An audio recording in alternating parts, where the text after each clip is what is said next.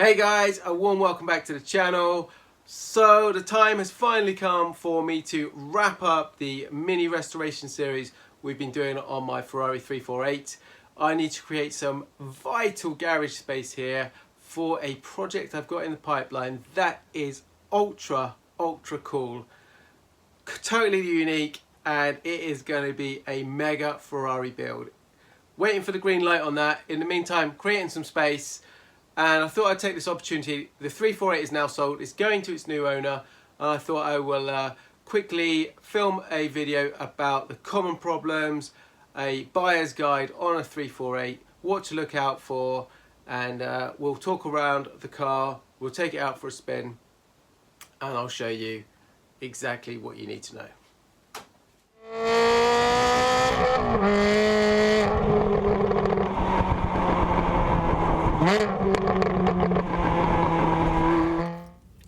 Start the car, make sure it starts all right. As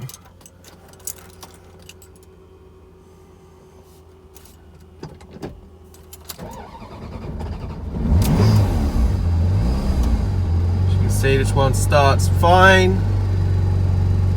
A very good tip is 348s suffer with a hot start problem, so make sure you take the car out for a good drive. Get the engine warm and then try starting the engine again. So take the car out for a drive, see how it performs, check the steering, go through the gearbox. I've been in the car about 3 minutes now, so the gearbox is not warm. This is a 93 car, and generally my second gear is not as bad as some of the earlier cars. It seems to be fine on this car. But let's take it out for a spin and get that lovely go-kart feel in the car.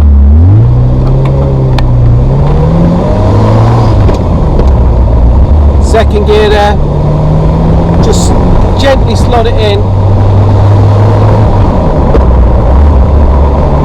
The rest of the gears no problem at all, just when it's cold. Lovely bit of cornering.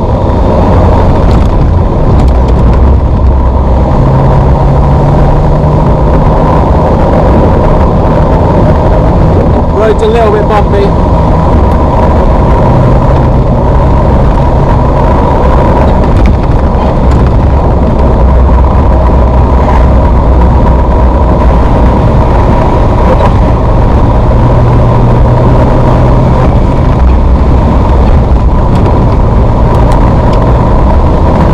Go through the whole gearbox. You should feel the acceleration of the car.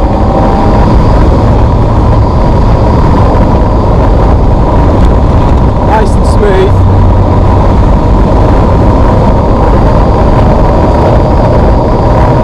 Lovely day for this today.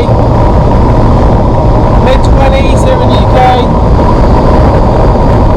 Can't really ask for better weather in a 348.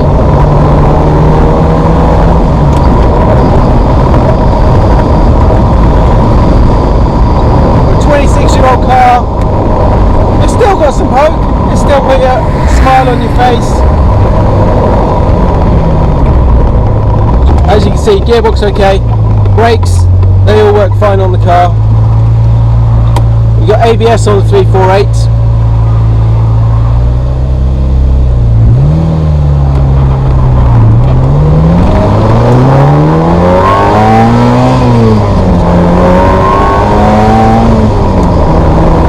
So it accelerates nice.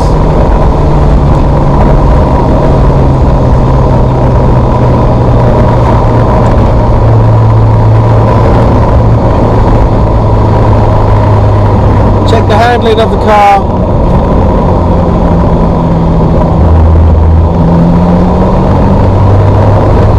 No play in the steering wheel there. Absolutely solid. Really good.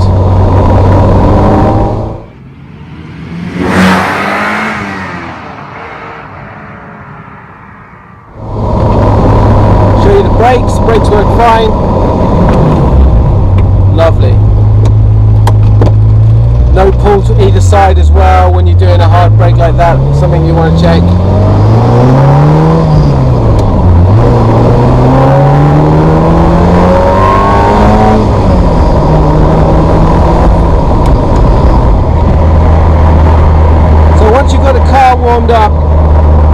looking at your gauges, making sure you've got no slow down lights on, no engine warning lights. You've got two banks on the 348, so you've got slow down lights for either side, and the same with the engine warning lights. So we're just checking things like our speedometer, our rev counter, our tach, they're all working, our temperature gauge, our pressure gauge there, you see your fuel gauge as well. A day like today is a great day to test things like the AC, make sure that's working nice and cold.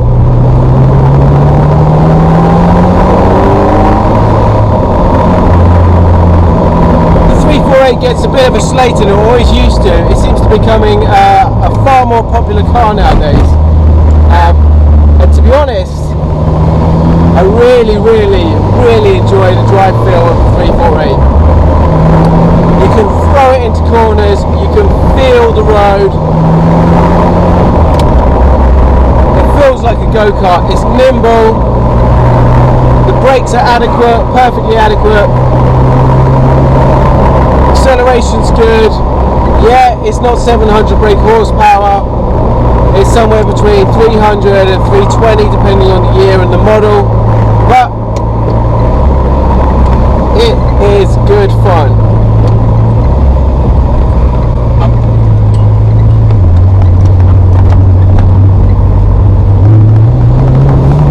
Bit of cornering, feel the suspension. Not quite as tight as the modern day Ferraris, but not bad, not too much roll. Obviously in the Targa and the Spider you're going to get a little bit more body roll than the Berlinetta coupe version. Seats are nice and comfortable. Obviously we've checked the bolster wear. Things like that can be repaired. It's not too expensive to repair them. You can do it yourself on a lot of these kits nowadays. What you don't want to see is great big holes, tears, rips in the leather, things like that, because then you have to get them fully reupholstered.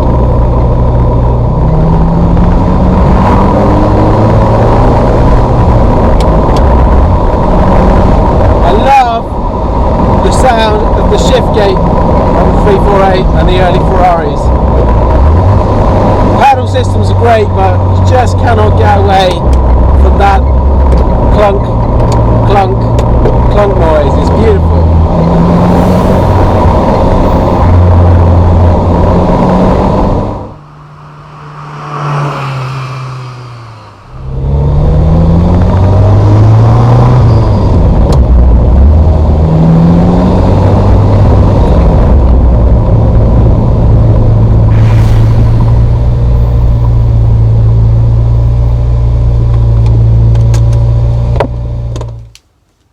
Let's start off with the exterior on the Ferrari 348 and run through some of the checks and tests you want to be performing when you're looking at a potential car to purchase.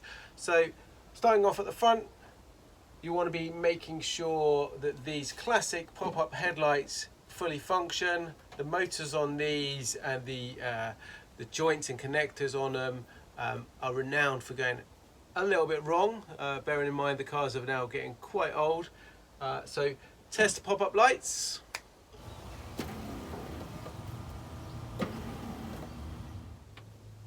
The other vital part to check at the front of the car is the fog lights, these side lights.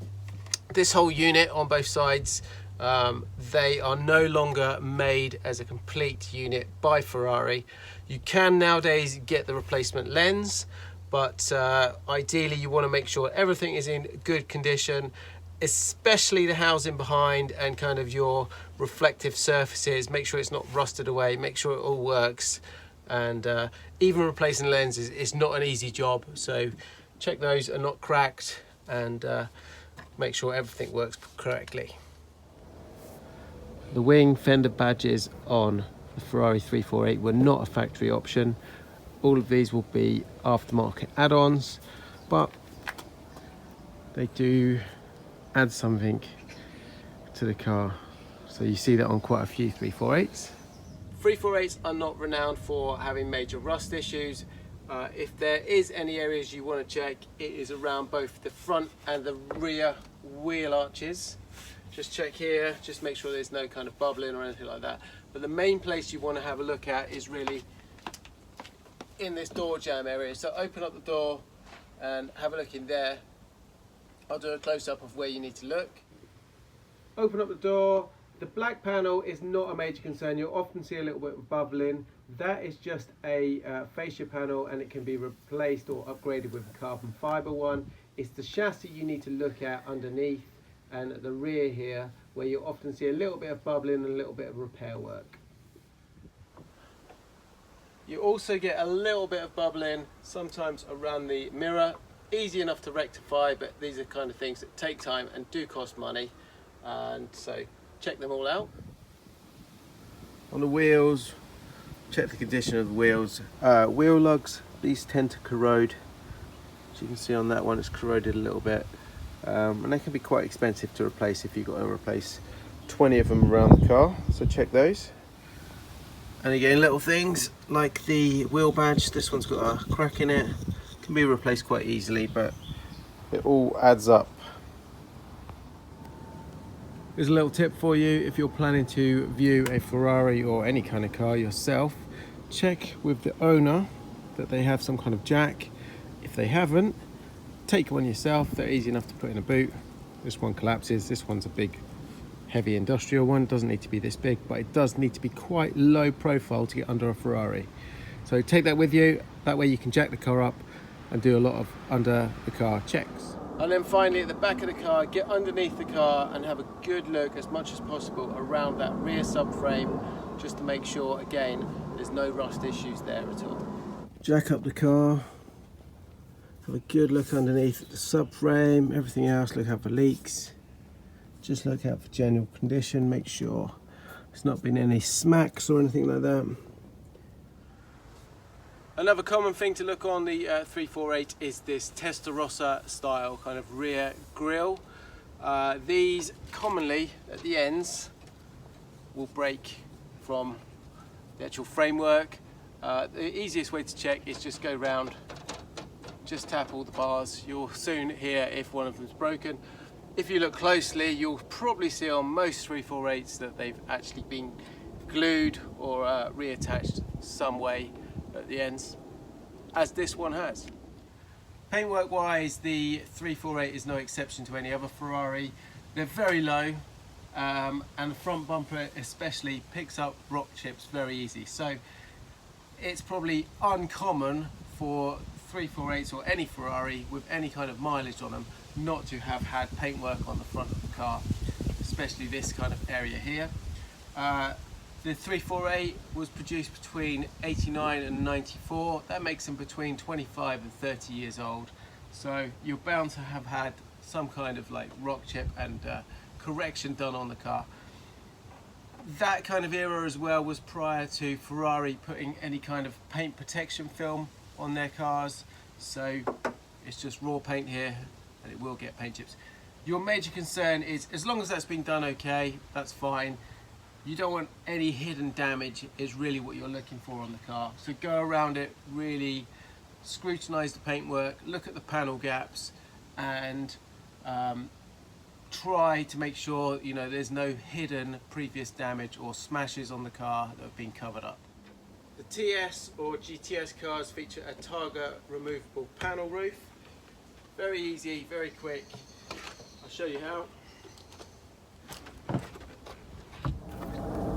Just unlatch the catch, unlatch the other one, and simply just pops up.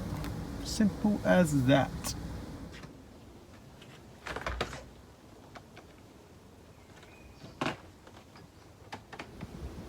And there you go, slots behind the seats, plenty of cabin space still. You've got the beauty of both worlds with the Targa system. Open top driving, if you get caught in a rain shower, it takes seconds to put the roof back on. The only drawback with the Targa systems is they do leak very slightly along this front seal here. People often put a bead of Vaseline or something like that along here. Just smear it with Vaseline and that just helps protect it from the drips. Not too bad, but generally Ferraris don't often go out in the rain unless you're caught short. My Tiger roof system, as you can see, has been color coded to the body. That gives it clean lines, so it kind of looks like the Berlinetta version, the GTB TB version. From factory, the panel is black. Some people prefer kind of the originality and the black. I quite like the color coded myself now. I don't have a 348 Spider to hand. We've talked about my GTS, the TS model with the Tiger roof. So let's talk about this Spider. Berlinetta is quite simple. You've obviously got the coupe roof. And on a Spider, really the nice thing you would look out for is this leather tonneau cover. That is often missing when you buy a car. So to replace it, I don't even know if you can get it new anymore. I've seen a few second-hand ones. They're expensive to buy. Let's put the roof up. I will show you on my 355. The roof system is, the roof skin is the same. The system is different. So let's put that up and I'll show you what to look for. First check will be obviously the condition of the roof itself. So you're looking over the entire roof, looking at areas like this kind of buttress area at the back. You often see creases in here. Looking at the top for any kind of holes or damage. The rear screen here, any kind of blemishes, tears, holes, they're quite difficult to replace. You can replace the whole roof skin. Obviously it's not cheap. You can get little repairs done on them. So this is obviously my 355. This is electrically operated roof, so hydraulics and everything like that. I did a video on how to fix these, by the way. The kind of nice thing about the 348 is it's a manual mechanical operated roof. Okay, so you would have to raise and lower it yourself. And it basically has down here a little lever that you attach and you pull it up yourself. Now, my 348 Spider years ago, that system actually broke, so I had to get that welded, fortunately enough. The roof system at the time, 20 years ago, was about £20,000 to replace. So, vital check you want to do on a 348 is make sure you not only check all the condition of it, but you make sure that you raise and lower that roof 2 or 3 times, check all the gaps, make sure it closes properly.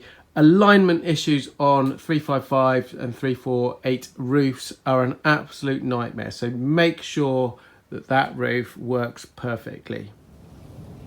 On the windscreens, it's good to check the corners and the edges, because over time a lot of them get this milky kind of hazy effect. You can see it here and here.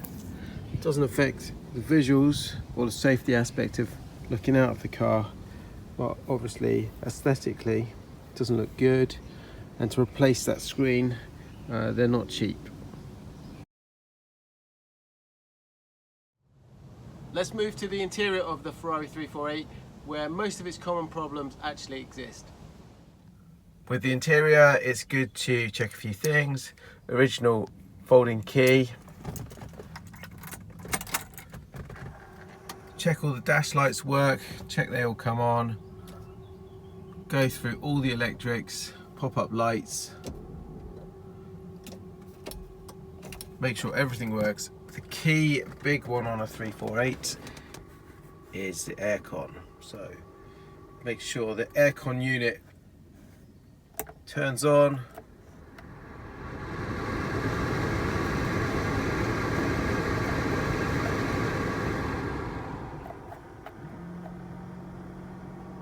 Everything works on it.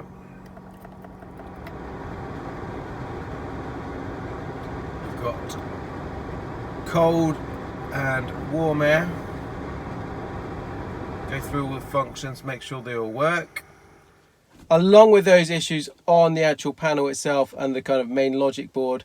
I did go through those, by the way, as part of the mini restoration. We took it all apart and I cleaned mine up because it wasn't functioning correctly. Anyway, along with that, the system also suffers with something known as the 30 amp fuse problem. I did a video, that's the link over there. That was on my Ferrari 355, but it applies, it's pretty much identically the same principle on a 348, so you can have a look at that video. Again, go through all of the instruments, that's the key thing. But the main thing on 348s and a lot of Ferraris is this rubberized coating. Now I did a video, I'll put the link up here somewhere, how you can fix this yourself quite cheaply. But yeah, this rubberized coating goes very gooey and it looks terrible. So something to bear in mind. Originality is always quite nice. Things like the original gear knob here, like this one. For the transmission gearbox, it's a dog leg. So dog leg is first over, as you can see on the pattern on the shift knob here, and down, and then second, so you've got a kind of leg down, second, third, fourth and fifth in the H here, and then reverse is at the front there. So gearbox wise, we got a heavy clutch, very heavy clutch on the 348, and the only other really thing is don't expect to get second when the engine's cold. You can just about push it in, but it's best to let the engine warm up before you start using second gear. Typical 80s Ferrari, 90s Ferrari. So the hidden radio, this one's got an aftermarket. Make sure everything works there. Again, it's probably quite rare for getting an original radio in a 348 nowadays. Glove box, the key thing here, and as you can see with this one, glove box strut, that does actually go. It's about £20 to replace that, not expensive. What else? Vents, again, they suffer with the stickiness, and just check they all work. Move, everything's there. Dash leather 348s, again, really depends on country you're in. They do shrink, they're not as bad as other Ferraris. This one's totally fine. Again, just general condition of the interior, carpets, door cards. Make sure you got things like this, the coin holder, ashtray. Obviously nowadays with mobile phones, it's nice to be able to charge your phone, so check your lighter socket works. Check things like the windows work. Again, that was in one of my videos. Speed of the windows.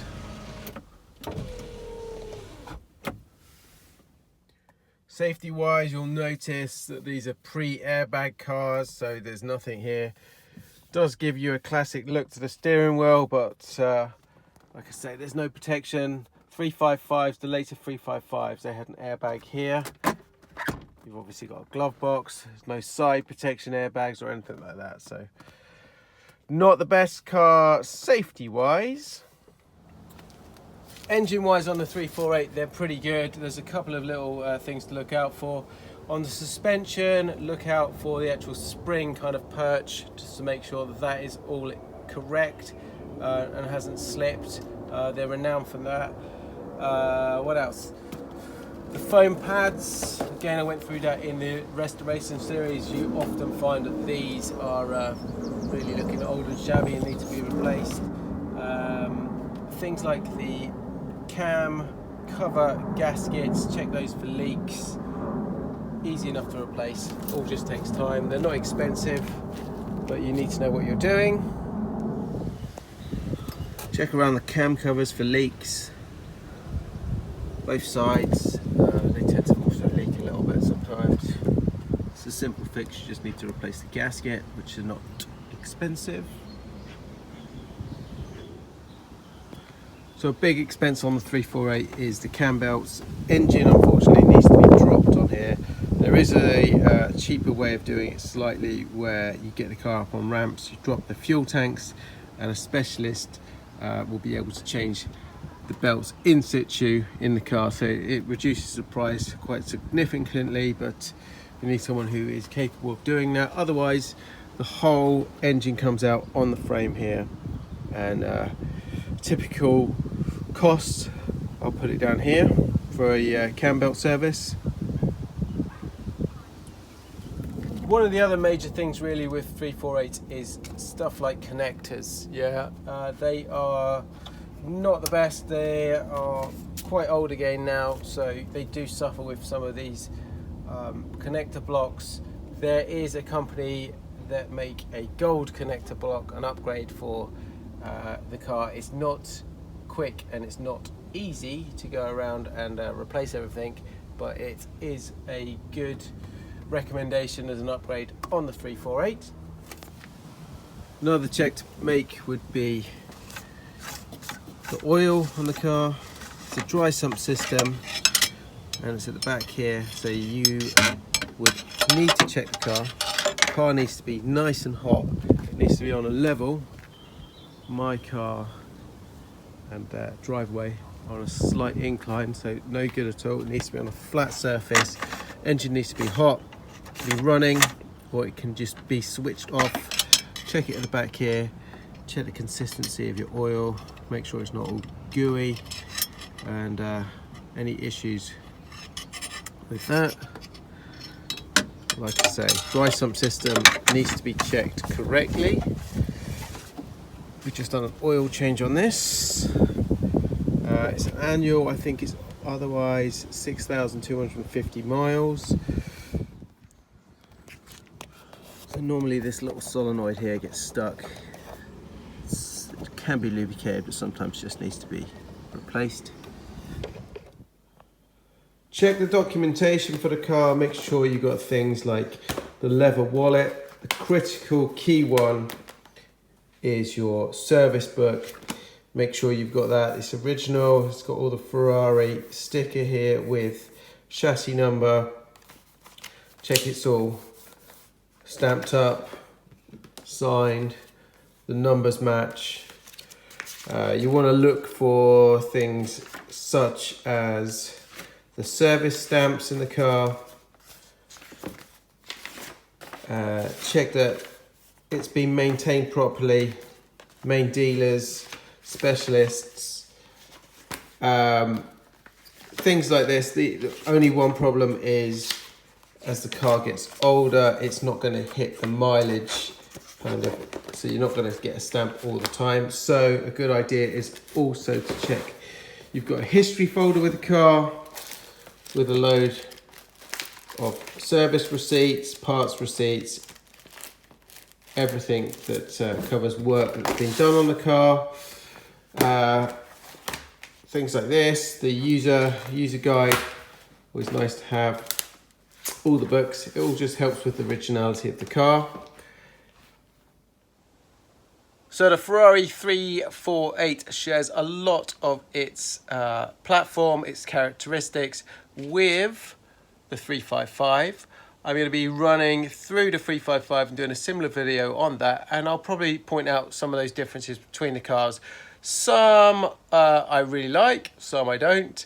I like both cars in individual ways. So watch the channel, I'll be doing the 355 one shortly. This has been my second 348 in the last 20 years. My first car was a 94 Spider, which I owned for almost 4 years. This one's only been 7 months, but I've enjoyed every single moment of that 7 months.